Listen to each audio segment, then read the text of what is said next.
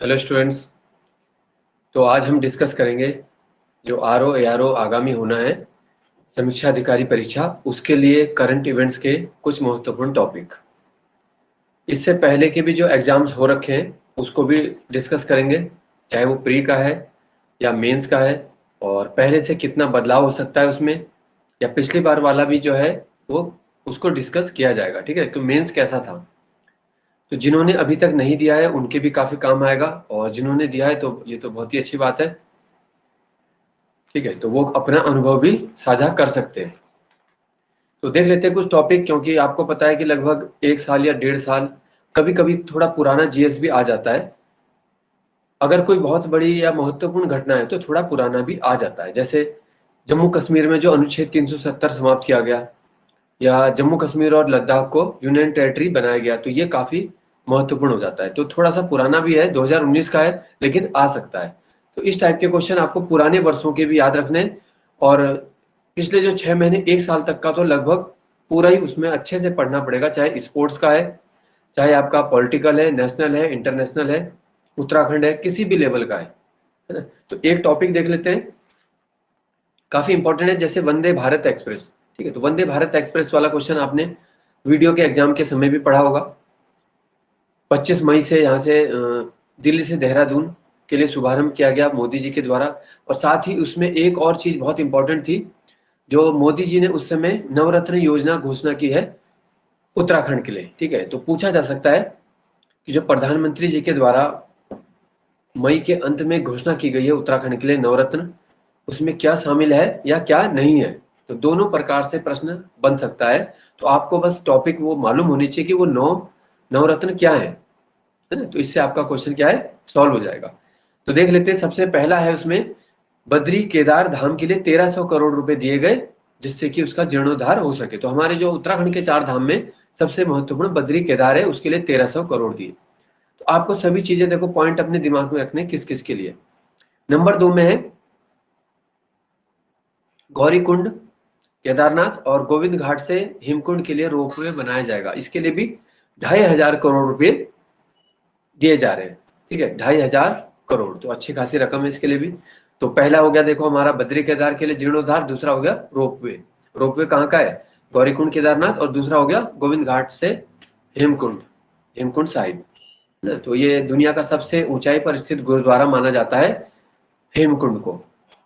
इसके बाद देख लेते हैं तीसरा जो है नवरत्न में, तीसरा पॉइंट क्या है, मानस खंड श्रृंखला। मानस खंड एक मंदिर माला कार्यक्रम चल रहा है, यानी कुमाऊं के जितने भी प्राचीन मंदिर हैं, महत्वपूर्ण मंदिर हैं, उन सभी को मानस खंड मंदिर माला कार्यक्रम में जोड़ा जा रहा है। तो मानस खंड मंदिर माला कार्यक्रम के अंतर्गत कुमाऊं के प्राचीन मंदिरों का जीर्णोद्धार किया जाएगा, ये तीसरा हो गया। ठीक है, इसके बाद चौथा है पूरे उत्तराखंड में होम स्टे का प्रचार प्रसार किया जाएगा। ठीक है, तो यानी कि जिसको योजना नहीं मालूम है उसका उसको भी मालूम पड़े, तो इसमें दोनों तरफ से फायदा होगा, जो होम स्टे चला रहे हैं और जो पर्यटक हैं, दोनों को लाभ होगा। तो अभी तक 4000 से अधिक पंजीकृत होम स्टे उत्तराखंड में हो चुके हैं। चाहे तो आप वीडियो को सुन के भी नोट कर सकते हो, या फिर व्हाट्सएप पे भी पीडीएफ इसका या पेज जो भी है वो ले सकते हो। ठीक है, बाद में मैं कुछ समय बाद क्या करूंगा कि प्रॉपर जो बोर्ड में होती है क्लास वो चलाऊंगा, जिससे क्या है समझने टॉपिक को और ज्यादा समझने में सहायता मिलती है। ठीक है, क्योंकि जैसे रीजनिंग का पोर्शन है और कई चीजें हैं फैक्चुअल, जो बिना बोर्ड के नहीं हो पाती है ना? तो अभी हम वो वाला ही पोर्शन ज्यादा करेंगे जिसको हम आसानी से समझ सकते हैं, और बाद में उन चीजों को करेंगे। ठीक है, तो पांचवा क्या है, उत्तराखंड में 16 इको टूरिज्म जोन बनाए जाएंगे, यानी कुल 16 स्थानों को चुना जाएगा इको टूरिज्म के लिए। तो ये पांचवा नवरत्न हो गया। फिर है छठा है स्वास्थ्य सेवाओं का विस्तार किया जाएगा, विशेष रूप से उधम सिंह नगर में एम्स का उपकेंद्र बनेगा। तो उत्तराखंड हो चाहे कोई भी पहाड़ी राज्य हो, स्वास्थ्य सेवाओं के लिए हमेशा वहां पर एक चुनौती होती है, इसलिए स्वास्थ्य सेवाओं के विस्तार पर जोर दिया गया। सातवां है टिहरी झील के विकास के लिए 2000 करोड़ रुपए दिए जा रहे हैं।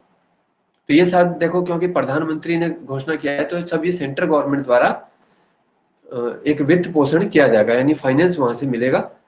और पहाड़ी राज्यों में क्या है, वित्त की बड़ी समस्या होती है, क्योंकि आय के साधन बहुत कम होते हैं, इंडस्ट्रीज कम होती है। सात हो गया टिहरी झील का विकास।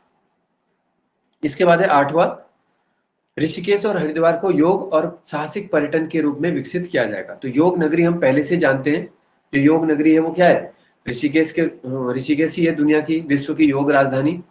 और इसके साथ साथ अब हरिद्वार को भी योग और साहसिक पर्यटन के लिए, साहसिक पर्यटन जैसे हम जानते हैं कौडियाला जो है, कौडियाला को व्हाइट वाटर वंडर के लिए जाना जाता है, यानी कि राफ्टिंग के लिए, है ना, कौडियाला से नीचे तक होती है राफ्टिंग। और इसी तरह बंजी जंपिंग भी होती है ऋषिकेश के पास। तो साहसिक पर्यटन के रूप में, राजधानी के रूप में इसको विकसित किया जाएगा।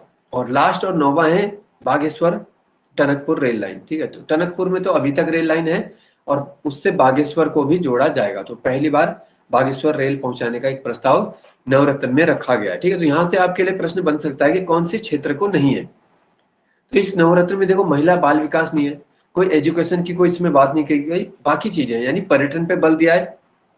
देखो बद्री केदार को जीर्णोद्धार हो रहे हैं, ये भी कहीं ना कहीं धार्मिक पर्यटन है ना। रोपवे बना रहे हैं, ये भी पर्यटन के लिए। मानस मंदिर, मानस खंड मंदिर माला, ये भी पर्यटन का हो गया। होम स्टे, तो मैक्सिमम जो इसमें है, एक हेल्थ का छोड़ दें तो सभी लगभग पर्यटन और यात्रियों के लिए है ये। ठीक है, नवरत्न योजना, तो इसको ध्यान रखेंगे। नेक्स्ट क्वेश्चन देख लेते हैं,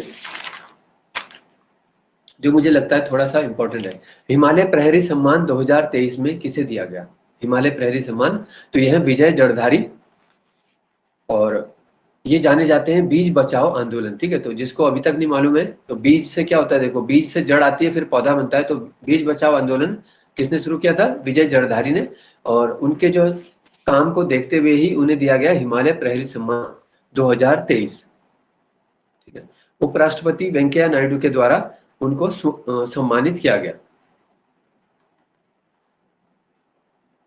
इसके बाद है द गोल्डन ईयर्स, पुस्तक है द गोल्डन ईयर्स, किसके द्वारा लिखी गई है? तो उसमें थोड़ा सा हिंट बता सकते हैं कि जो सबसे बड़े अंग्रेजी के बाल साहित्यकार हैं। ठीक है, तो यहाँ पे से इतना अगर आप सुन लेते हैं तो ये मालूम हो जाता है हमें कि कौन है। भारत के सबसे बड़े अंग्रेजी के बाल साहित्यकार है रस्किन बॉन्ड। तो अंग्रेजी में बहुत ज्यादा लिखते हैं, और अंग्रेजी ही उनका मुख्य है, उसी में लिखते हैं। और ज्यादातर सिलेबस में आप देखोगे बच्चों के, तो बहुत सारी क्लासेस में आपको उनकी स्टोरी मिल जाएंगी। तो गोल्डन ईयर्स लिखी है रस्किन बॉन्ड ने, और अपने 89वें जन्मदिन पे 2023 को इन्होंने जारी किया। 19 मई को इनका जन्मदिवस आता है। लगभग अपने हर जन्मदिन पर रस्किन बॉन्ड बुक जो है लॉन्च करते हैं। ठीक है, तो ये था द गोल्डन ईयर्स। और ये जो इनके 1960, 70, 80 का दशक था, वो इनका कैसा रहा उसके अनुभव है इसमें द गोल्डन ईयर्स में। फिर है किस जनपद में प्राचीन नौले को राष्ट्रीय प्राचीन स्मारक घोषित किया गया? तो यह है अल्मोड़ा का प्राचीन नौला। ठीक है, आपने देखा होगा अभी यूके पीएससी के कई पेपर हुए, उसमें सियुनरा कोट वाला किले का बार बार क्वेश्चन रिपीट हुआ था। सियुनरा कोट, है ना, वहां पे सियुनरा कोट गांव का प्राचीन नौला है, उसे राष्ट्रीय महत्व का प्राचीन स्मारक घोषित कर दिया गया। और एग्जाम में भी बार बार इसलिए आ रहा है। इस प्रकार के जो प्राचीन पुरातात्विक महत्व के वस्तुएं होती हैं, स्थान होते हैं, नौले होते हैं, है ना। नौला क्या हो गया?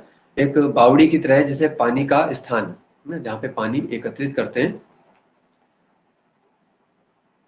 ठीक है, तो राष्ट्रीय महत्व का। इसके बाद है गढ़वाल में किस मंदिर को राष्ट्रीय स्मारक घोषित किया गया? गढ़वाल मंडल में, तो ये कौन सा है? यह है तुंगनाथ मंदिर। याद रखेंगे, सबसे ज्यादा ऊंचाई पर जो मंदिर है वो तुंगनाथ है, 3680 मीटर की ऊंचाई पर।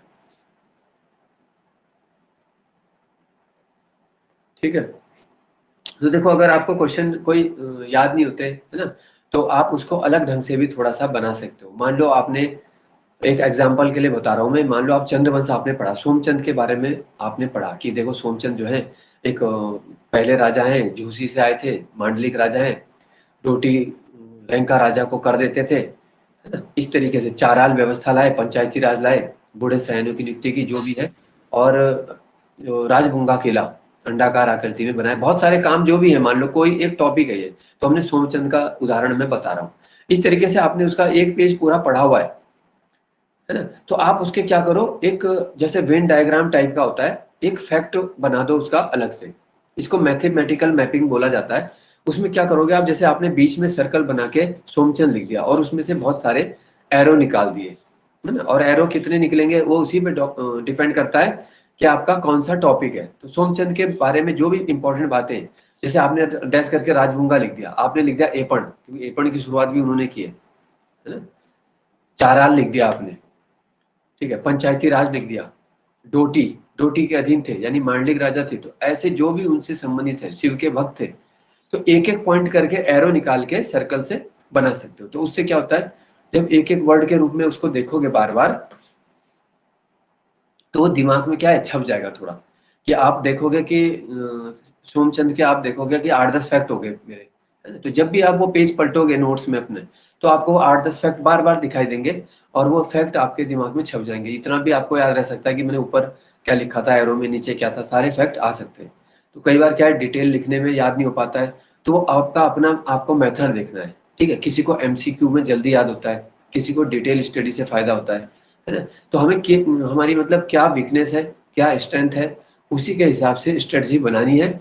और हर स्टूडेंट देखो मतलब अलग होता है, ठीक है ना। कोई स्टूडेंट बहुत ज्यादा ऐसा हो जाता है कि वो, हम उसे ये कह दें कि भाई बहुत ज्यादा वो है, ब्रिलियंट होते हैं कुछ तो, गॉड गिफ्टेड जिन्हें हम बोलते हैं ना, गिफ्टेड चाइल्ड, तो वो तो अलग हो गया। देखो जिसका आईक्यू अलग है, उसे तो हम अलग श्रेणी में रखते हैं। तो वो तो जिसका देखो आईक्यू मान लो 130 से ऊपर है, 130-140 है, तो वो तो समूह ग में वैसे भी नहीं आएगा, है ना। तो जो औसत बुद्धि के छात्र हैं उनकी हम बात कर रहे हैं, एक एवरेज। तो उसे अपनी कमी देखनी है बस, और ये नहीं कि हमेशा ही दूसरे का पैटर्न फॉलो करना है। अपने ऊपर विश्वास रखना है, जो आपने अब तक नोट्स बनाए वो बेकार नहीं है। ये इसका मतलब ये नहीं कि देखो 1-2 नंबर 1-2-3 नंबर 4 नंबर आपके कम रहे, इसका मतलब ये तो नहीं है ना कि अब 1-2-3-4 ऊपर नहीं होंगे। एक दिन ऐसा ही आएगा कि आप अपनी सिलेक्शन की पीडीएफ में देखोगे और आपका नंबर उसमें ऊपर ही दिखाई देगा। तो जिनका जो क्लोज रह रहे हैं, देखो कुछ अंकों से रह रहे हैं, तो निश्चित रूप से उनकी अगली परीक्षा निकलनी है, उन्हें कोई रोक नहीं सकता। हाँ, उन्हें वो तभी रोक सकते हैं अगर वो पढ़ाई की कंटिन्यूटी छोड़ दें और अपनी हिम्मत हार ले। तो ये दो चीज आपको बस पकड़नी है कि आपको डिमोरलाइज नहीं होना। और डिमोरलाइज कैसे होते हैं, अगर आपका सर्कल ही वैसा है, देखो तो थोड़ा सर्कल वैसा रखो, फ्रेंड्स अगर आपके वैसे हैं, आपको डिमोरलाइज कर दे रहे कोई भी व्यक्ति, तो उनसे थोड़ा सा कट जाओ अभी, क्योंकि आपको अगले 6 महीने 1 साल में उन्हें क्या है, रिजल्ट से जवाब देना है किसी को भी, तो फिर ये चीजें करनी पड़ेंगी।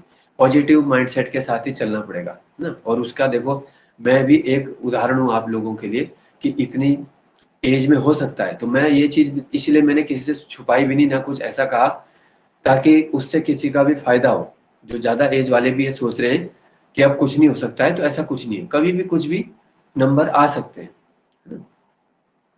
जब मैं खुद एक परीक्षा के लिए सोच रहा था, आएगा आएगा नहीं आएगा क्या होगा, या मेरी किस्मत में है भी नौकरी या नहीं लिखी है, या केवल तैयारी करना ही लिखा है ना। तो जब व्यक्ति के साथ ऐसा होता है, तो देखो एग्जाम के बाद वो यही चीजें सोचता है कि क्या हमारी किस्मत में बधाई देना ही लिखा है, या हम हमारी किस्मत में भगवान ने लिखा ही नहीं है। जैसे कुछ चीजें बोलते हैं भाई भाग्य में है या नहीं है, तो बोलते हैं ना कि भाई महादेव ऐसे देव हैं जो तुम्हारे भाग्य में नहीं है वो भी दे देंगे, तुम्हारी मेहनत से प्रभावित होकर, या तुम जो भी है तुम्हारा। तो ऐसा कुछ नहीं, कभी भी किसी को कुछ भी हो सकता है, मिल सकता है। तो बस पॉजिटिव माइंडसेट वाली बात जो बताई वो रखना जरूरी है, तभी तैयारी होगी। अभी देखो आजकल कितने बच्चे होंगे जो तैयारी कर रहे होंगे, ये सोचो, क्योंकि अभी कुछ समय पहले वीडियो का रिजल्ट आया, और वहां से जिनका नेगेटिव रहा, है ना, तो जहां से उनका जिनका नेगेटिव रहा, तो उनके लिए बहुत मुश्किल है। देखो बोलना तो आसान है, मैंने एक लाइन में बोल दिया कि अरे पॉजिटिव रहो, पढ़ते रहो, तो बोलना तो आसान ही है, लेकिन मुझे पता है खुद ही कि फिर क्या फेस करना पड़ता है चीजें।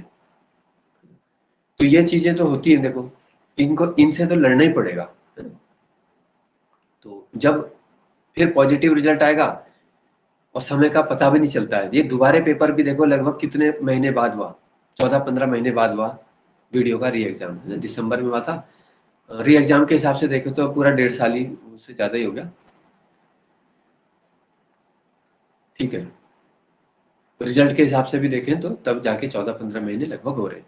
और ऐसे ही आप देखोगे कि आपने मान लो अगले 3-4 महीने बाद कोई फॉर्म भरा, उसमें नाम आ गया, है ना। अभी तो कंपटीशन में भी जहां तक है काफी फर्क पड़ने वाला है, अगर ज्वाइनिंग हो जाती है अगले 2-3 महीने के अंदर, सबकी ज्वाइनिंग हो जानी चाहिए जितने भी निकले हुए, उससे बहुत बेनिफिट होने वाला है नए बच्चों को।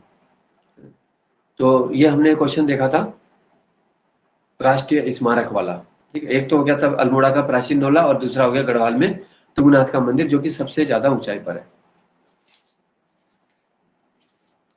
फिर है पहली महिला सैन्य कमांडर जिन्होंने पूर्वी लद्दाख में, जिन्हें पहली बार पूर्वी लद्दाख में जो है तैनाती मिली है। ठीक है, तो ऐसी पहली महिला अधिकारी कौन है? यह गीता राणा नेगी, उत्तराखंड की है गीता राणा नेगी, जिनको पूर्वी लद्दाख में एलएसी के सटे हुए क्षेत्र में, लाइन ऑफ एक्चुअल कंट्रोल के क्षेत्र में पहली बार किसी महिला को दी गई है वहां पे तैनाती। नेक्स्ट है इंडिया जस्टिस रिपोर्ट में उत्तराखंड का स्थान क्या है? तो दो चीज आपको याद रखनी है, एक तो इंडिया जस्टिस रिपोर्ट है, दूसरा सामाजिक प्रगति सूचकांक। दोनों में 14वें स्थान पर है उत्तराखंड, क्योंकि यूकेपीएससी इस प्रकार के जो सूचकांक है और आर्थिक सर्वेक्षण है, आंकड़े है, बहुत ज्यादा पूछता है। तो इस प्रकार के सारे सूचकांक आपको एक साथ लिख देने। आर्थिक सर्वेक्षण हो गया, बजट हो गया, इनको अच्छे से स्टडी कर लेना है, कहीं से भी क्वेश्चन बन जा रहा है घुमा फिरा के। फिर है स्वच्छ सुजल शक्ति सम्मान 2023 कितनी महिलाओं को दिया गया?